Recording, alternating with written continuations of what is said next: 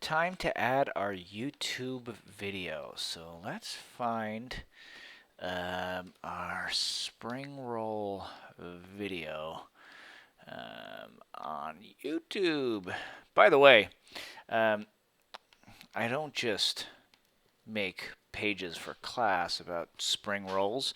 I absolutely love making these things, and we used to buy them at Ralph's, but they're like $6 at Ralph's, and we wanted so many more than just two at a time that we decided to make them on our own, and we go nuts. Like, this is like full-on dinner.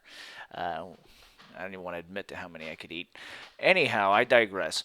Um, so here I found the video that I wanted, right? You'll find whatever video you want, and then you go down, and not every video is embeddable and shareable, so you're going to have to just double check that it's share and the embed option, because when you actually make this, when you upload a video to YouTube, you have the options to allow it or disallow it. But long story short, share, embed, and here's the embed code. You don't have to mess with the video size. We're going to do some CSSing to do that and make it responsive. But let's just put your cursor in here. Make sure you got everything selected.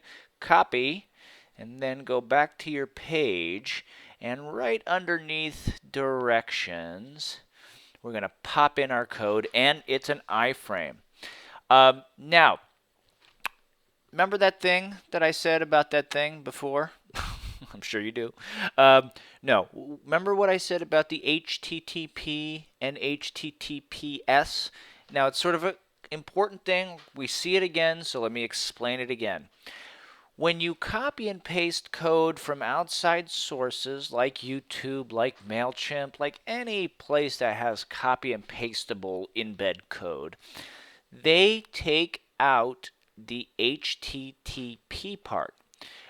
Why? Because if your page is running on a secure site, HTTPS, and you have this set up as HTTP, it won't work, and vice versa. If it's and that the reason for that, it's a security thing. Okay, I'm not going to go into the nuances, but let's just say it's called cross-domain scripting, and they don't want you to be pumped. If you are behind a secure site, it's mostly if you have a secure site. And you're trying to pump in content that's insecure. By virtue of doing that, you make the entire site insecure. So by them eliminating this in the embed code, it'll just match whatever your website has. Why does that matter to you? It matters to you, and I'll show you. Here is the index page, and I'm going to save it without adding the HTTP. Okay? So I'm going to go back to my preview. Right here is my preview, and I'm going to refresh my page, and guess what? Look what I get. Big old bunch of nothing. I get this file directory can't be found.